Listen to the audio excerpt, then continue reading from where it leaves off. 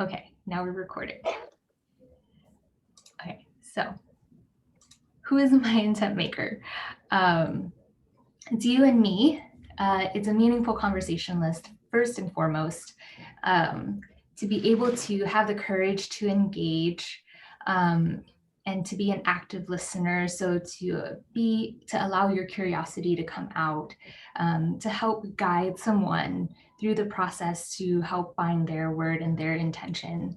And as you talk to more people and help more people find their word and create more bracelets, that is community building.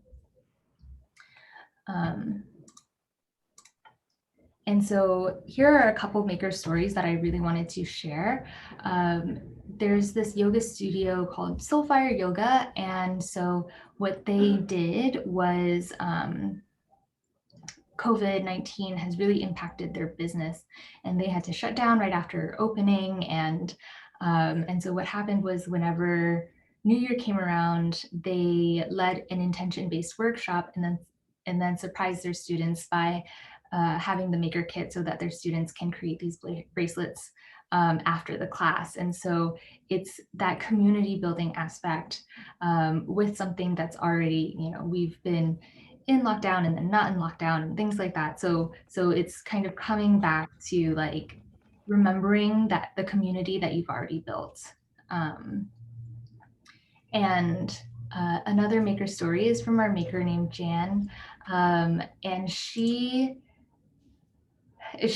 done many fundraisers, but one of the fundraisers that she's done is for a specific family, like her friend's friend's family. And she was able to raise over $1,700 for this family, for their daughter who needed heart surgery. So it was just really special to hear that this happened over the holidays. And so this family was able to give out these bracelets for all of the hospital staff that were helping their daughter get through the surgery. So it's really touching to be able to share that.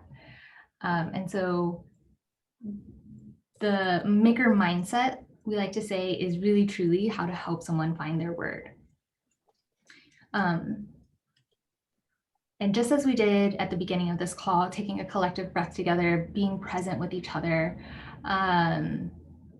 this is before you engage with someone in a conversation, it's really to prepare yourself.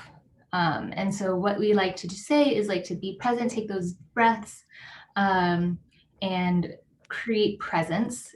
And then when you engage with someone, make sure that you're open and open to sharing your story as well, because most of the time, whenever we are vulnerable, other people reciprocate that because we create that safe space for them. And one of the biggest things that I've worked on is like having the confidence to really ask people, what's your word?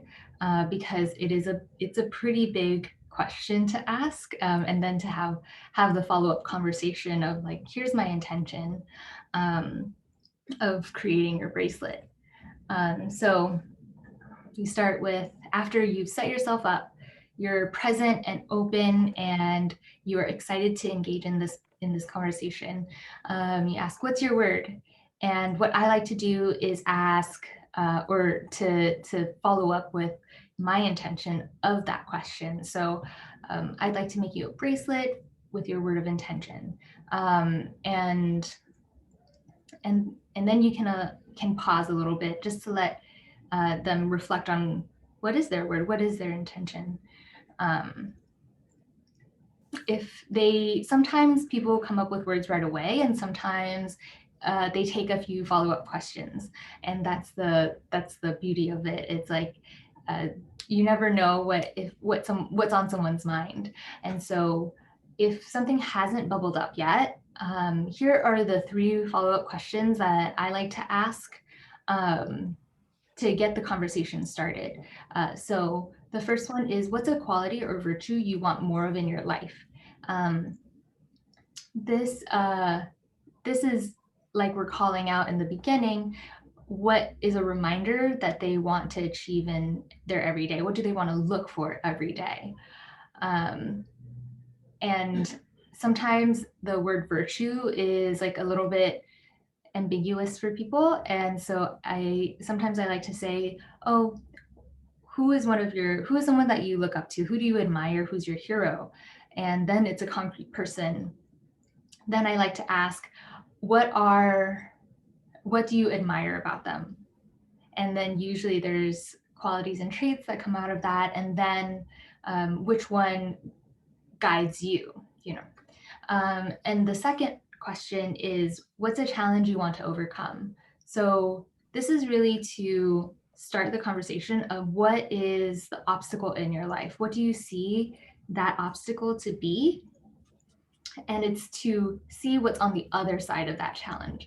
See what life is like through that challenge, because sometimes it's all people can see sometimes, because the obstacle is really big, and that's fair. And so to see the challenge, to acknowledge it, and to say, this is what I need to remind myself of every day to get through it, because the life that I envision after it is this.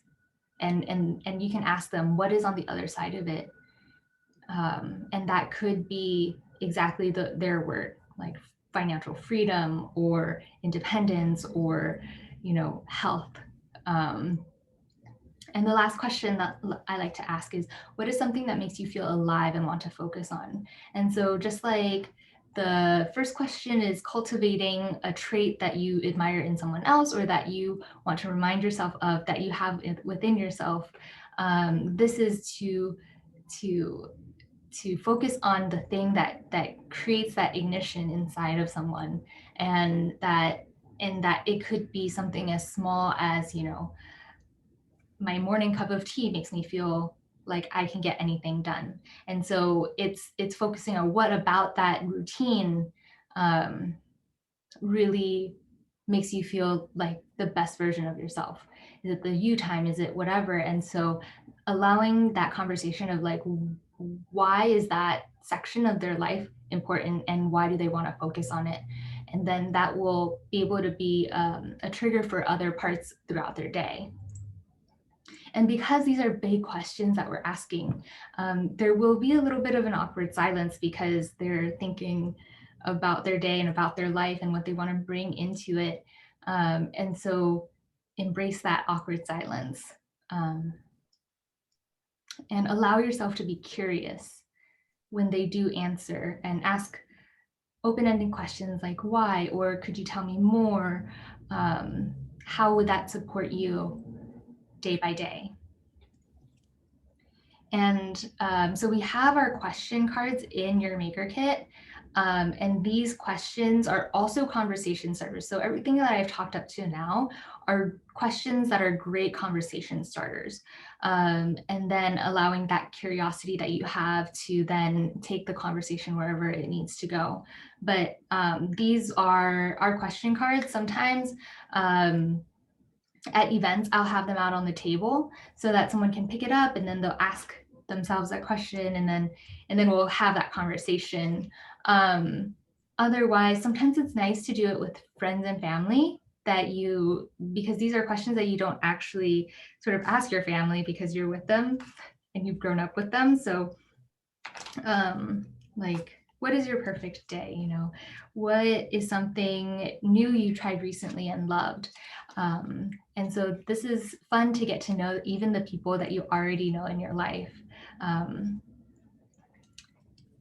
And going deeper. Does anybody have any questions so far? Okay, so going deeper. Sometimes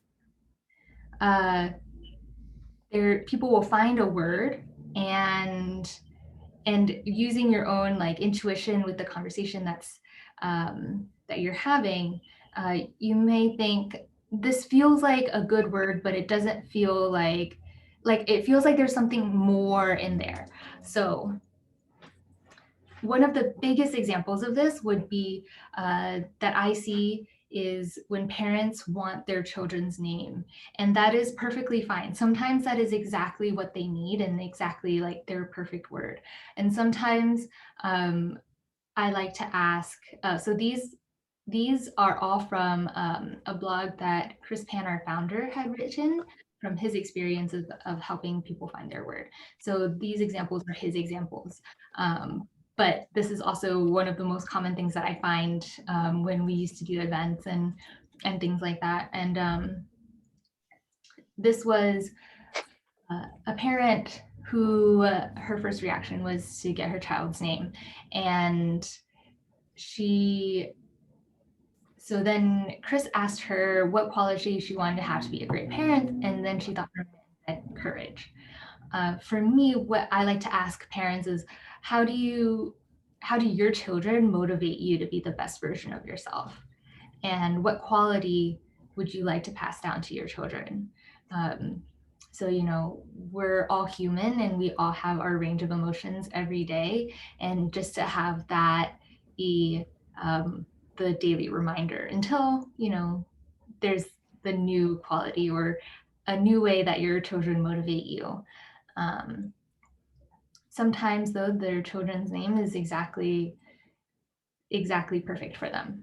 And another example is when it's a word that's sort of ambiguous and has a lot of different meanings to a lot of different people. So this person is a coffee shop owner and wanted the word success. And initially, Chris asked him what it would take to achieve success. And so the coffee shop owner said community, a sense of community for in this new space. And so in this example, we're saying that success, so refining the word success to what is the essence of success for this person. For this person, it's not monetary success that would be the marker of success, but community and the people that that are his patrons every day. And to feel as though these people are able to come in and have a good time and feel safe and enjoy and meet other people. So it's for me sometimes when the first word could be happy or success or something like that, and it's like, okay, so what does that look like for you? What does it feel like for you? I like to use my five senses to ask people those questions so that it's a little bit more tangible, and maybe a new word pops out of that. And my two rules of thumb that I will always share with every maker is trust your intuition. Sometimes we need to dive a little deeper, but sometimes the first word that comes up is perfect for them. And have fun. I feel like these are big conversations, and I feel like I talk about it quite seriously, but in actuality, it's like whatever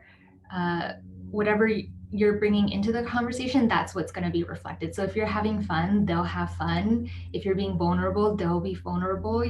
There's no pressure to find the perfect word or the word that's forever, because we grow and we change and things like that, and it could be just the word for now, the word for these next 3 months,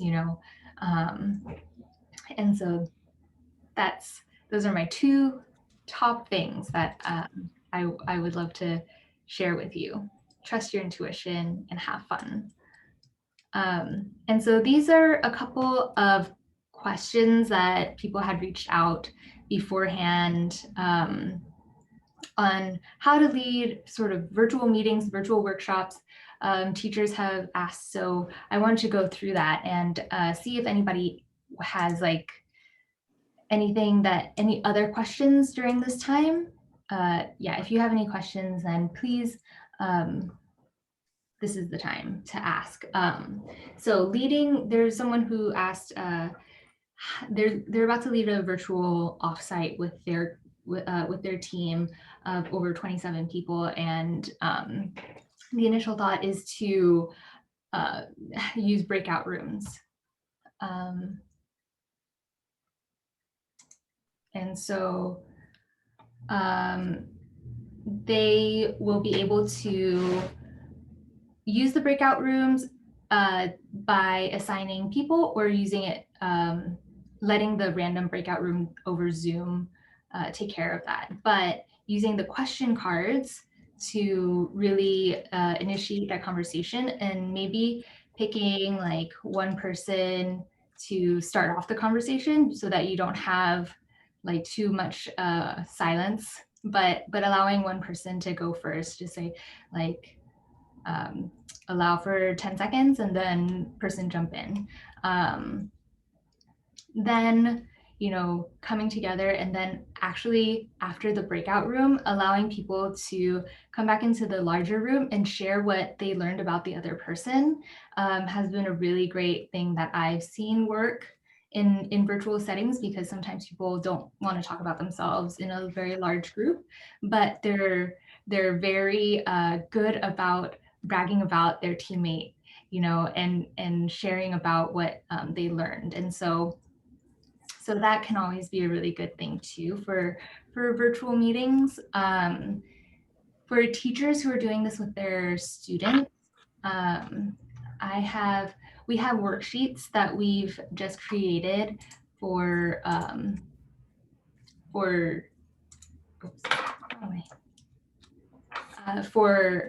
students, for younger students, for students in elementary school, as well as students in high school. And so I'll go through the education page towards the end of our session. And then I'll see where you'll be able to see the worksheet. But these worksheets are great because it allows students to kind of drill down into what's important and what they want to create in the next year, without asking, what's your word? What do you want to create in your life? Because those can be kind of big concepts that need to be explained a lot further and broken down anyways. So we have that. Does anybody have anything that they want to ask about? Anything upcoming that they're creating?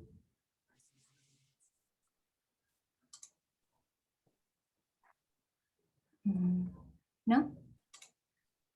Is this where we ask about the Easter version of this, Oh, or are you getting to, am I jumping ahead?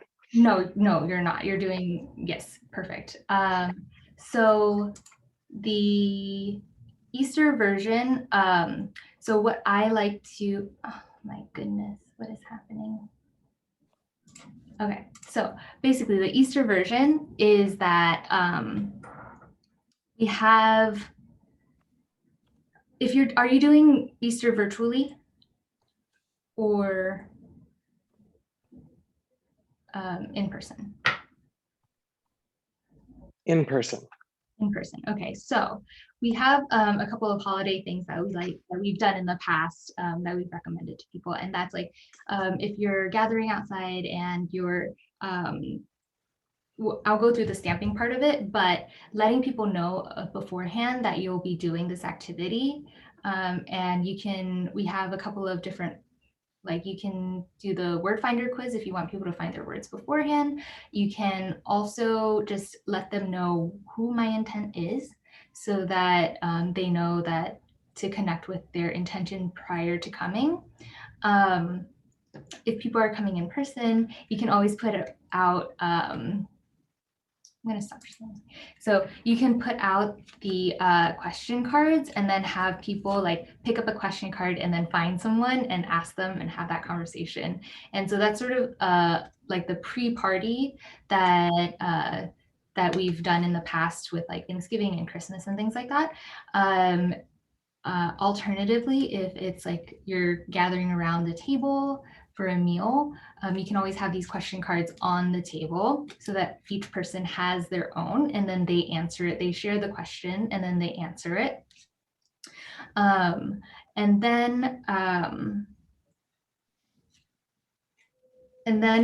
once people have it, you can always teach people how to stamp their own bracelet, or you can be the person to be stamping.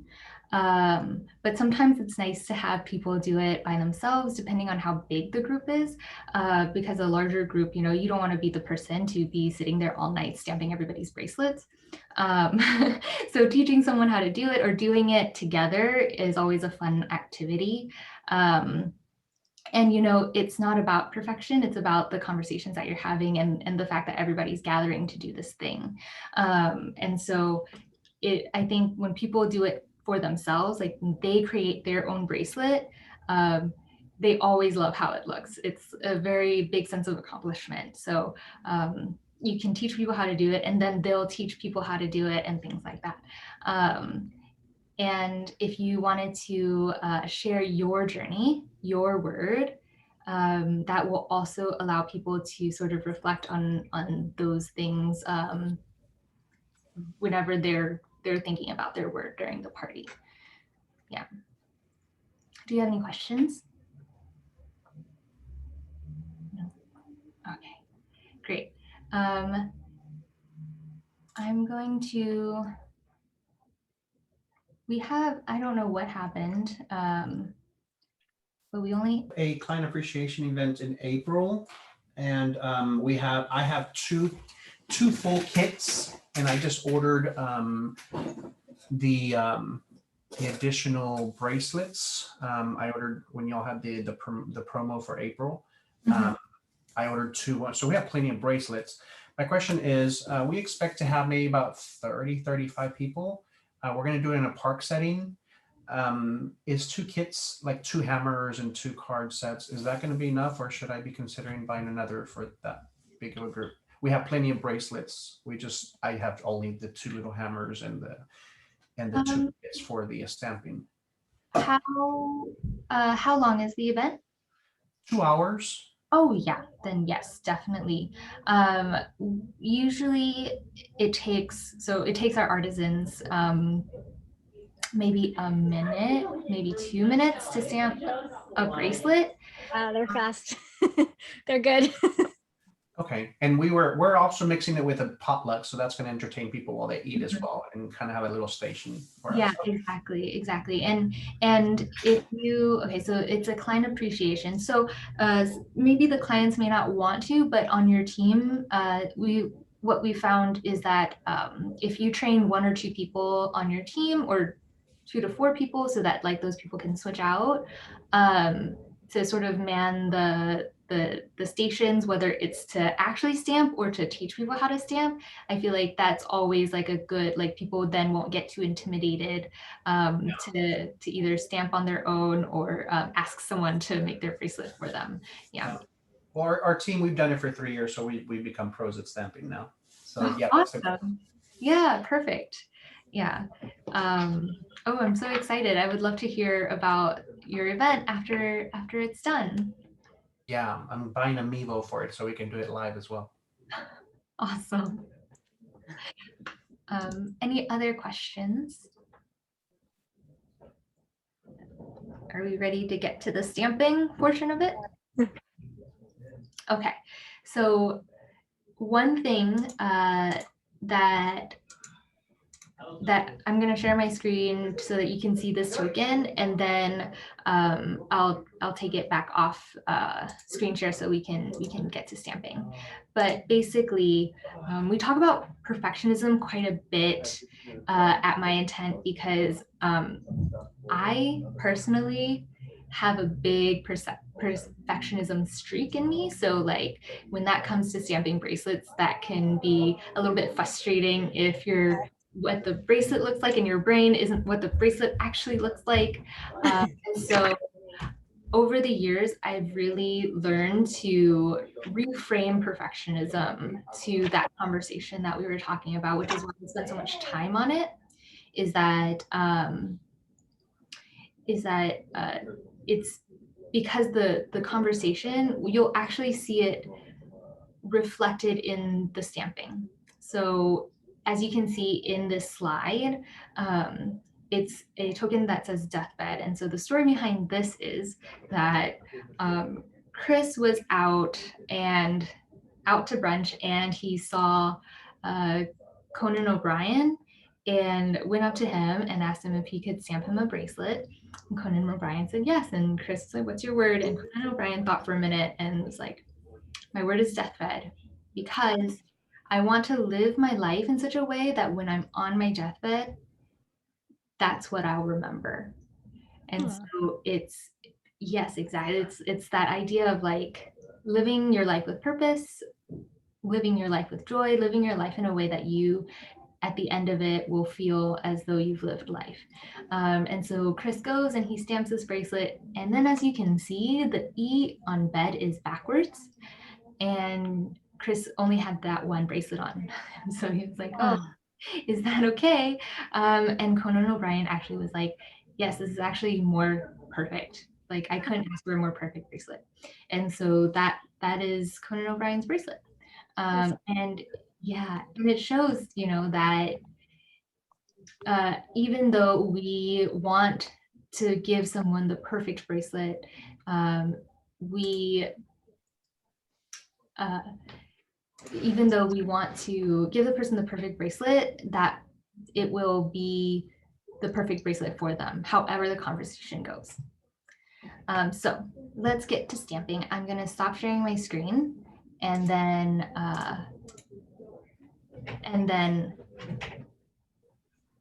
we can get on this.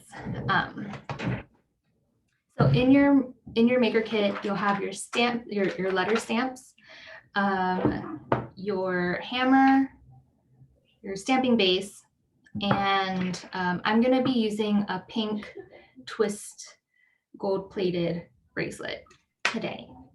And so whenever you're stamping 2 words, I always like to start with the bottom word, and the bottom word will be my anchor.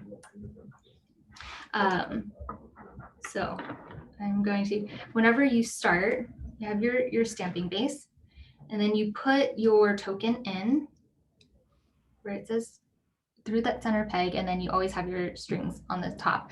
Our stamping base was designed for the bracelets, and so if you have either just plain tokens or the necklace, it may the token may move a little bit more freely, but it'll still stay and it'll be stable.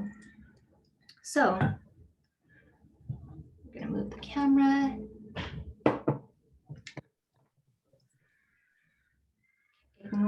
Excuse the floor.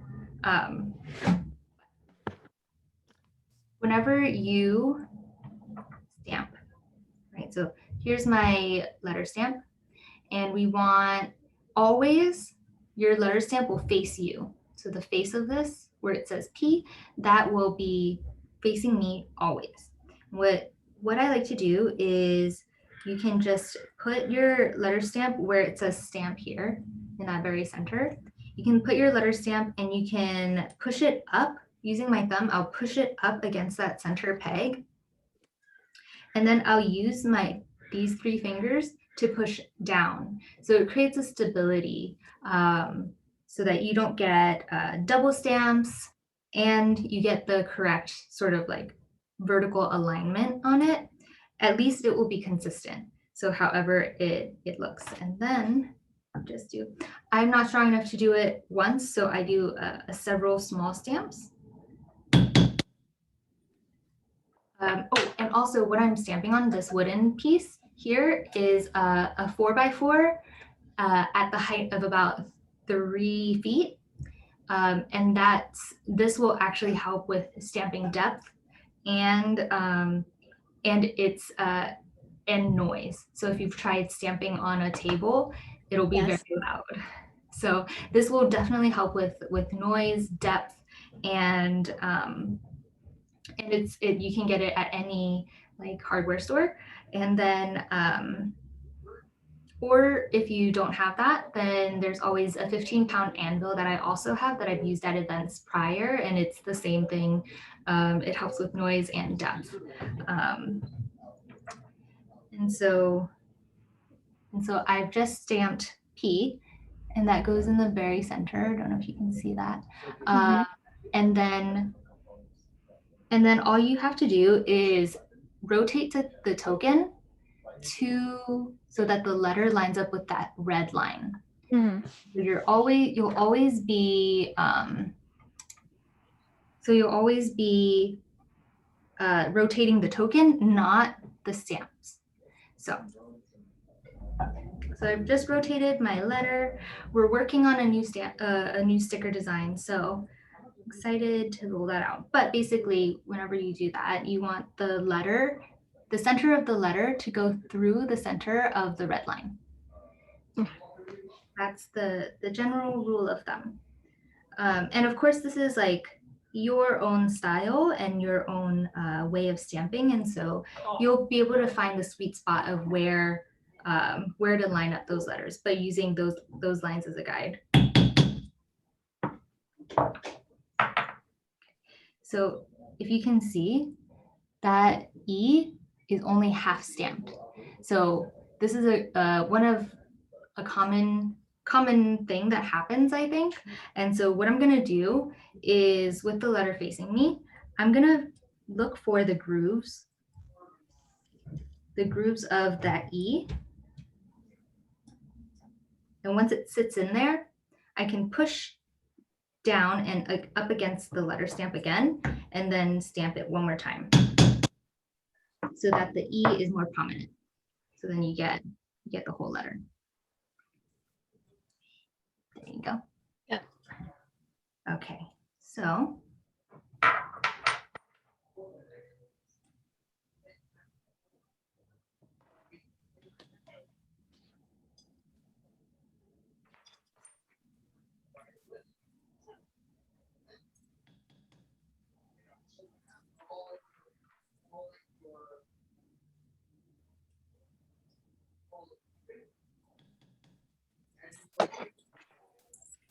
that's piece. You can see Oh, that.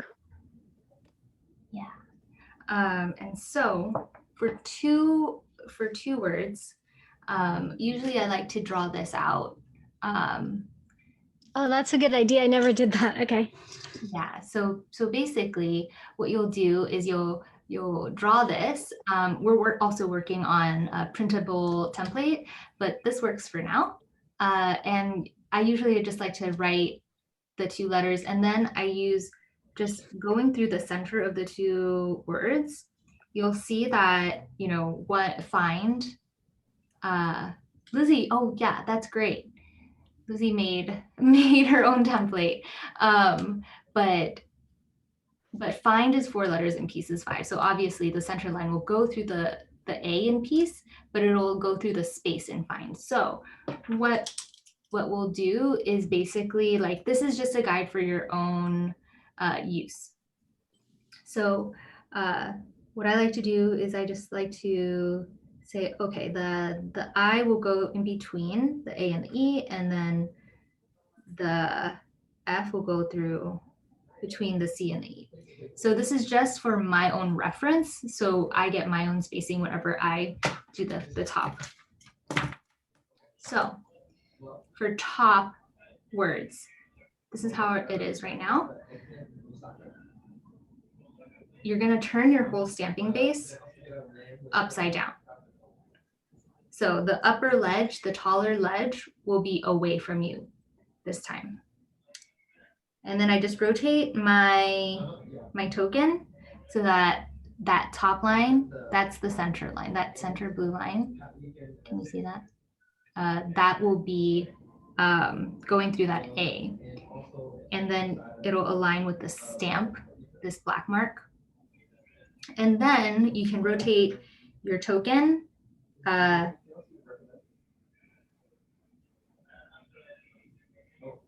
You can rotate your token so that you can, like, just like we had done. So now the center line is between the C and the E, and I know that's where the F will sit.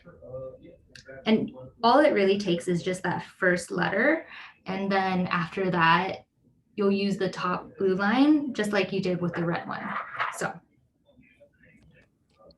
this goes the opposite way. I'll use my thumb to push down on the peg, and then use my fingers to push up against the peg.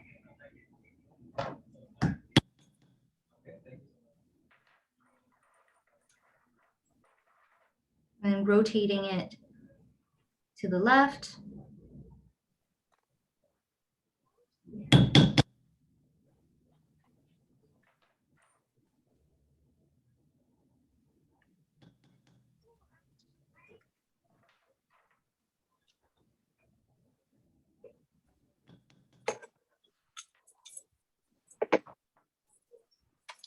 And then this is our bracelet. It's cool. So yeah. So does anybody have any questions? I do. If you could just go over, so you do this, the second word on top, the first letter lines up with the line you drew. I'm trying to, like, the F was between the C and the E. Yeah. So then you moved that. Okay. So there's a line here on the stamping. I don't have it in front of me, so I can't see my sticker, but Yeah. So it'll be this top okay. line. That's Okay. sort of where you'll find your first the line for your first letter. Okay. Got it. Yeah. Also, when you're Cindy, you're muted right now.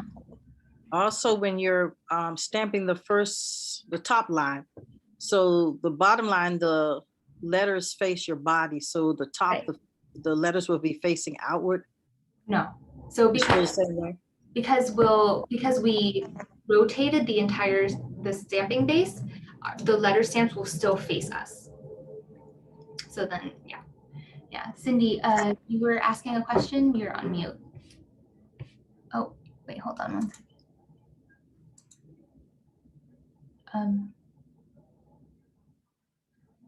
Cindy, you're still muted.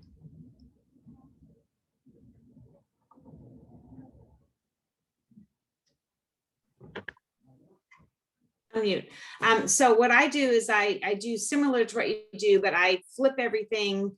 So I'm doing the second word basically backwards to me, but so that it comes out so that it's still on the positive. So I'm not stamping on the top, I'm stamping on the bottom. So which is just another technique. Yeah, absolutely. Yeah, absolutely. If because sometimes like it's a little uncomfortable to stamp on the top, having the whole stamping base. So it's just like whatever your preference is. So so I flip it and work backwards on the second word. Mm-hmm. Yeah. And that's like whatever, like we have the 5 practice tokens that come in the maker kit that you can sort of play around with. Right. What makes it comfortable. Yeah, thank you for sharing that, Cindy. Yeah. Any other questions? For your Easter gathering, if you have children coming, what we recommend is that like an adult holds the stamp and then giving the child the hammer to do it, because then they'll stamp their own little fingers. But yeah. Annie, can you address stamping depths? Because I think that's something that people are concerned with. I mean, you did 3 taps and you got a great impression, but I do 5 to get a really deep impression. So I think that's important, especially if there are new makers on here, to understand what you're stamping on and how your depth affects your letters. Mm-hmm, absolutely. So we have, let me see if I can pull it up. But basically, we have a chart of like different stamping depths. And so on a table, it'll be the lightest depth because I don't know how physics worked, but someone said it was physics. And basically the force goes outwards instead of back up, which is why this, because it's such a dense piece and it's short, all of the force will go down and back up versus out, which is the table. So I do 3. Some people, Lizzie, you say you do 10. And something that Chris likes to recommend for people to do is actually like take a pillow and put it on top of like a cutting board or something, and then like seeing the weight as you like how hard you can actually stamp, because sometimes I get it, like I've hit my fingers at many events and it really hurts if I'm not thinking about it. And so sometimes it's nicer to do like taps and then doing more taps, as long as you have a good grip on your stamping base and on your letter stamp on your stamping base. You won't get any double letters or anything like that. And so yeah, this is super simple. I don't have any legs on mine, so I just went to the store and got it cut and then just came home. And I just use my legs to kind of hold it together as the stability. And the sound of it is like, that is the game changer for sound. If you don't have the space or anything like that, and for this stamping post, then I highly recommend getting like this 15-pound anvil, which we have linked. I'll show you the Maker Resource Center, and we'll have everything linked there. But basically, you can put it on top of your table and then stamp like that. And it's a little bit heavy. It's 15 pounds, so it's much heavier than this, but it does work wonders if you need a space saver and you can't go to the store to get this wooden piece. And I think the other thing that I would like to say when it comes to stamping depth is having the confidence of it. So once you find your stride, you might find it easier to like go from 10 to 5 to 3 to 1. I have never been successful at 1 because I don't think I'm strong enough, but I used to do like 5 to 6, and then as I find my stride in stamping, I can do it in 3. So as you get more comfortable with it, you'll definitely be able to find more. Any other questions? Just to comment on that, it's like when you're using a regular hammer, if you choke up towards the head of it, you're going to need to bang a little more. But if you put your hand towards the end of it, then the power comes into the wrist to help bang it. So that's where you have the thing of, and like you said, some use 10, some use down to 1. So yeah, I can see that. Yeah, absolutely. Yeah. So with that, I'm going to show you the Maker Resource Center and the Maker Resource Center, the education page where it has the worksheets, and is there anything else that anybody wants to see? Any other questions? Where's the anvil to purchase? I have it linked. Is everybody on the Facebook Maker group? I'll also link that in the follow-up email, but I have it linked in the Facebook Maker group as well. So let me share my screen so you can see it.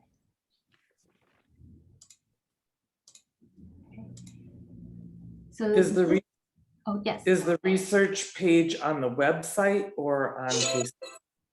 on the website. So this is myintent.org/MRC. It's the Maker Resource Center. And so it'll have like onboarding. So any sort of like documents that you like, we put lists for like, oh, who you can create bracelets for, who you can reach out to, things like that, onboarding things. The how to find someone else's word that we just went through, that'll be under what's their word, what's your word is our word finder page. And that's a good resource for whenever you're gathering a lot of people. If you wanted to share the word finder page, we have a quiz on there that will help sort of narrow down. It doesn't bring you to one specific word, but a list of words within a theme to sort of help give people inspiration, because ultimately it is their decision on what their word is. So there's that. We also have this list of words that are our most popular words. And so if you wanted to share that before your Easter gathering, this could also be helpful for people to sort of get ideas for their words. And then on our Maker Resource Center, another thing that is really great is this how-to training guides. If you click here for more training and instruction, this is the gold. It will show you the how to stamp, stamping with depth. So we have all our video tutorials. We also have the stamping depth, which is like the guide, as you can see on the different surfaces. And then we also have like how to use your question cards in a group setting. And then if you, so like for educators and for people who are wanting to create a lot of bracelets, we even have tutorials on how to tie your own bracelets. That really helps teachers who have like 200 plus students, you know, then they kind of incorporate it in their class and have the students make their own bracelets as well. So it's pretty fun. And so that is the Maker Resource Center. You can click around on it. It's really a great place for you to start. We have how to attach your bracelets to a card if you're sending cards to people. A lot of use cases for and events. So if you're thinking of doing it at your with your clients, like we had, if you're an educator, if you're fundraising, if you're doing it for a holiday party, this is also a really great place to see how other makers in the past have done it. And then if you become a certified maker, so if you wish to sell the bracelets that you make, then we just ask that you become a certified maker. It's free. It's just for quality. You know, like we want to make sure that you are stamping, you're a strong stamper, but then you'll have resources for like our, any of the photos that we use, like you have access to that, the music that we use, things like that. And so the maker certification is here as well. On our Facebook group, this is the community of makers. If you have any questions, this should be the first source, because people have asked questions for many years. There's years of answers on the Facebook group. And so all you have to do is click the search bar and then ask any question, or like the keywords to your question. And I'm sure that will be your fastest way of getting an answer. Other than that, like in our announcements, we have the link to the anvil, but I'll put it into the follow-up email as well, just so that you have it readily available for you. And this is I wanted to show the education page because one of the educators asked about this specifically. We have an education discount, which if you are an educator, you get 50% off of your orders. And so you have to have a educator's email address and things like that. So we know that we want to make it as easy as possible. And we know that sometimes price and cost is a hindrance for teachers, especially because they a lot of them have to pay out of their own pocket. So we're trying to make it as easy as possible.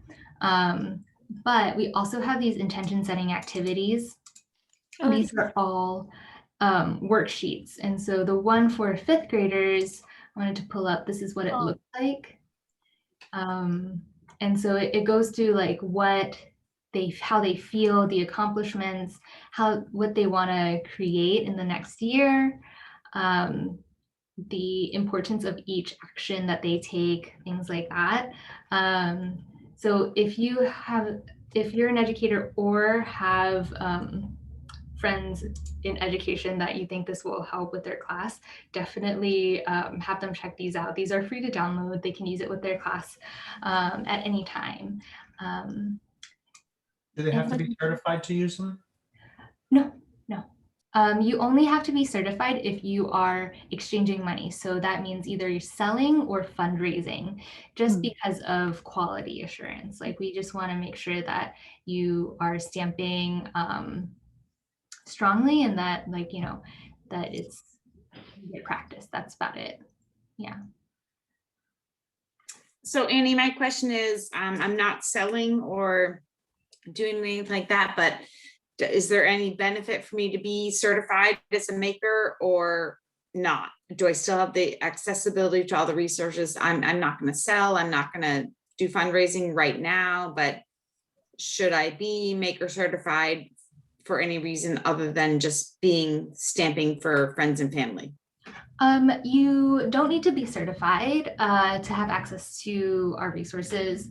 I think that some makers, the whole certification process, if you have been stamping it only takes about 10 minutes, and it's just like you just read through like all of the things that we say are for like if you're selling if you're your own business, these are sort of the parameters of it, and then you just send us a picture of stay But focused. those 2 words, I know, I saw the Yeah. words, yeah. And then you get your certification, and then you can like but if you aren't certified, you can still get like this everything on our that I showed you on our page is So accessible.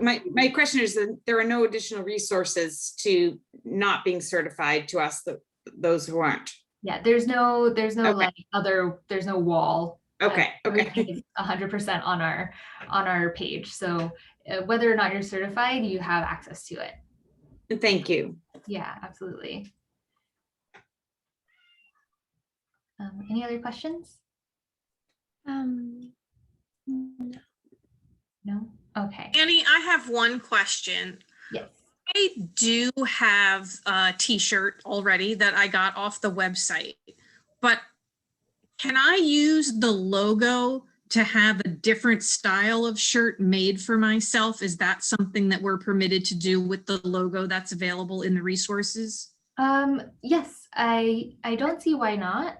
I have to double check with my team. I'm gonna stop the recording now.